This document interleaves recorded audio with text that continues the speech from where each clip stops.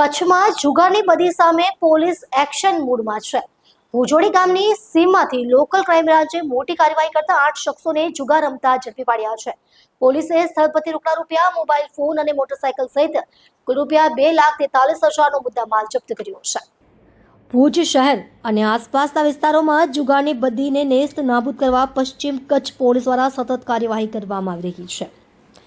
એલસીબીના PSI MH શિનોલની team પેટ્રોલિંગમાં હતી ત્યારે બાતમી મળી હતી કે ભુજોડી ગામની સીમમાં પંચાયતના બોર પાસે બાવળના ઝાડ નીચે કેટલાક શખ્સો જુગાર રમી રહ્યા છે. બાતમીના આધારે પોલીસે તાત્કાલિક રેડ પાડી 8 શખ્સોને ગંજીપાના પત્તા વડે હાર જીતનો જુગાર રમતા ઝડપ્યા હતા.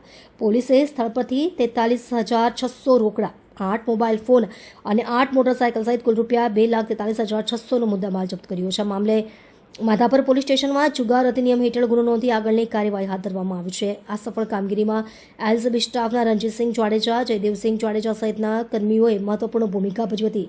સ્ટોરી ભરત ઠાકોર, કચ્છ.